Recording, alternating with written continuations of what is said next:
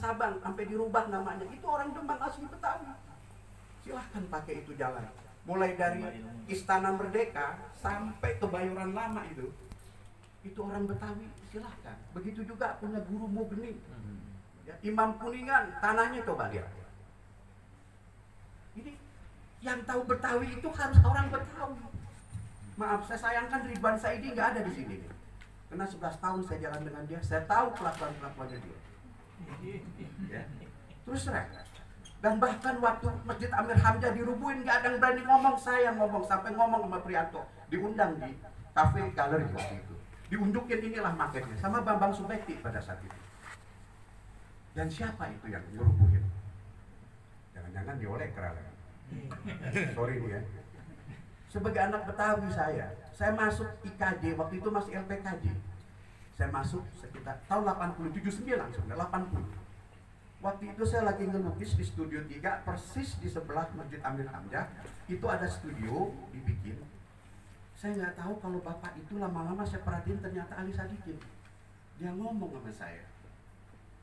Saya lagi ngerjain tugas desain dasar dari Pak Bambang Prastyo waktu itu. Terus dia datang, dia ngobrol, saya sih asik aja. Terus dia tanya, kamu mahasiswa LPKJ? Ya Pak. Saya perhatiin orang kayak gue kenal nih gitu. Terus kamu tahu kenapa LPKJ ini didirikan? Saya tidak tahu Pak. Karena ada tim. Kamu yang nanti akan mengisi anak-anak LPKJ sebagai kawah tanda di muka, dan kamu harus berkiprah itu di tim. Jadi Ali Sadikin tuh ngomong sama saya kayak begitu. Belakangan saya baru sadar. Kenapa saya bangun, saya namain Ismail Marzuki, bukan Raden Saleh. Jadi lama-lama dia ngobrol baru saya sadar, ya waktu itu saya masih, oh iya Pak, ya apa Pak Ali Sadikin, dia ketawa, kemudian dia pulang, dia pakai jas putih, dia pulang. Jadi dia bilang, tim itu ada LPKJ itu ada. Sekarang yang ributin ini bukan anak-anak LPKJ, seniman yang kagak jelas. Maaf saya bilang nggak jelas, karena ada banyak yang telepon saya setelah saya pulang dari keliling Eropa, Bang kok nggak ikut-ikutan soal tim. Saya bilang, seniman macam apa yang sekarang ada di tim, saya tanya. Dulu saya berhadapan dengan siapa? Sultan Takdir Ali Sabana. Kalau saya di Dewi Indah tuh saya nyantong. Dia ngomong. Abdurrahman Wahid masih ketua DKJ pada saat itu. W.S. Rendra, Rianti Arno baru mulai. Ya kan? Banyak yang ngomong. Siapa lagi? Habib Yasin, almarhum. Saya sering anterin pulang ke rumahnya Kosan Panjang naik becak kalau malam dia kemalaman nggak berani. Aswan, kamu anterin saya pulang. Banyak. Jadi pemikiran mereka itu sangat luar biasa. Sargono apalagi saya kenal, dosen tari juga di IKJ. Di Jayakusuma panggil saya, kamu mau nonton apa? Nonton tuh. Di sini saya lihat yang disebutin Oto Jaya. Oto Jaya sering lukis dengan saya. Begitu juga Agus Jaya. Kenapa di sini nggak disebutin yang namanya SM Ardan, Firman Muntako gitu? Ini seniman-seniman Betawi yang sangat luar biasa. Dan kalau saya pernah ngomong sama Habib Yasin, ini sebentar ya saya ngomong. Pak, Bapak pernah tahu nggak ada tulisan yang namanya Berandal-Berandal Ciliwung karangan Ahmad Pustaka Jaya? Tahu? Ya, itu ada. Ini nanti kamu baca. Saya dikasih, sayang fotokopinya hilang. Di situ ada buyut saya namanya Aji Arsat, orang terkaya di Kuitang. Ya, yang sekarang itu yang dulu dia pernah wakafin yang jadi masjid di Gang Mendung itu di Kuitang, Gang Mendung itu Masjid Arya. Sekarang nggak tahu lah diapain sama Habib apa. Nah itu kakek moyang saya itu loh. Jadi saya melihat ini kok jadi aneh Jakarta ini. Semua orang Jakarta harus dilibatkan. Dewan Kesenian Jakarta minimal 30% harus ada. Seniman Betawi ini hebat-hebat sekarang. Di Akademi Jakarta mesti begitu. Ya. Saya bisa ceritakan apa itu namanya Lanhola yang si bilang Gahola Jalan Sabang. Saya bisa ceritakan bagaimana itu Kebayoran. Ya gitu. Nah, orang tuh telepon saya, Bang kenapa nggak ribut Bang, tim itu ribut, mau dibikin hotel, biarin aja, jangankan hotel, Menara Eiffel didiri juga nggak apa-apa. Terus kepentingannya apa sih? Kamu pernah tahu 90, saya bilang, kamu di sini? Ya saya baru tahun 2000 sih Bang. Tahu nggak tahun 92? Dulu ada para pemain saksofon dari Prancis, dia show begitu hebatnya, dia pulang tuh sembari jalan ke Sofian Hotel. Hah? Terus kemana lagi itu dia ke hotel-hotel sembari jalan? Kalau ada hotel silakan aja Pemprov kelola. Terus itu juga ada Wisma Seni. Terus sekarang kalau pertanyakan tuh berkarya apa buat tim gitu loh. Apalagi Dayak LPD saya usir itu. Ini maaf ini saya ngomong terang-terangan gitu loh. Jangan semua itu menjadi kisruh, harus tahu dulu dasarnya. Di Jayakusuma selalu panggil saya, Aswan, kamu ini kokpit tahun 82 mau ini, kamu jadi art director. Saya jadi art director. Saya bikin sebelum ada Spider-Man itu saya bikin seorang laba-laba. Bener, ini art director gitu loh. Jadi kalau menurut saya mengenai revitalisasi di tim ini, saya juga mengimbau terutama kepada LKB, kepada Pak Bus Oding lah atau Pak Bus Aji Lulung lah, whatever lah kalau buat saya. Walaupun kemarin saya melalui Anies mendapat anugerah sebagai pelukis Betawi Kebon Siri, sudah di museum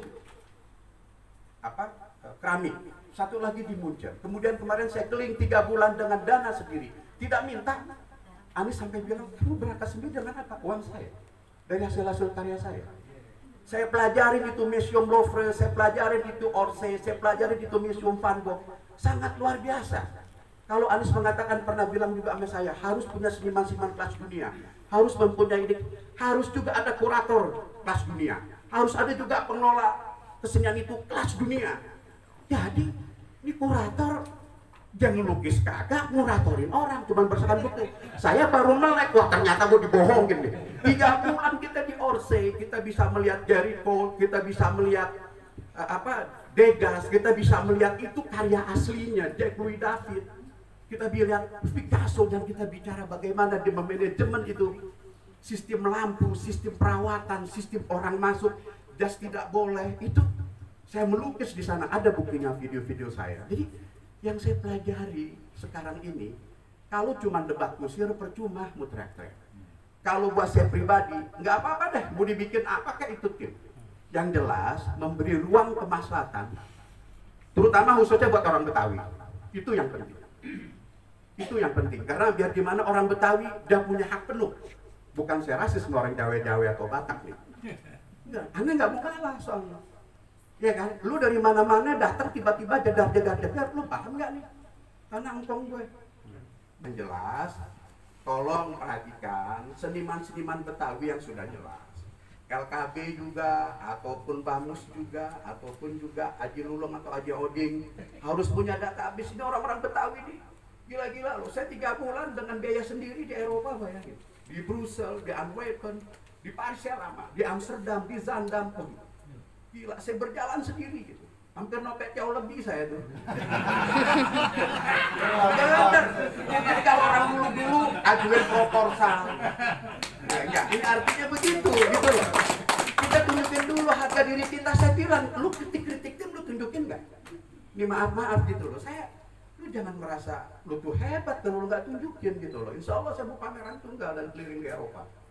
Gak perlulah siapa yang menulis saya ini mau pelukis, mau penulis apa buat saya nggak penting gitu. Cuman kemarin saya berjalan banyak itu para jurnalis dari luar itu dia bertanya, dia bilang lu berarti pelukis kaya dong. Dia kagak tahu kita susah sumbel mau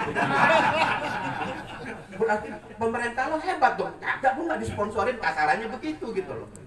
Jadi artinya begini buat saya, yang penting revitalisasi silakan aja berlanjut. Apalagi mau ada Wisma Seni, bangunlah Masjid Amir Hamzah.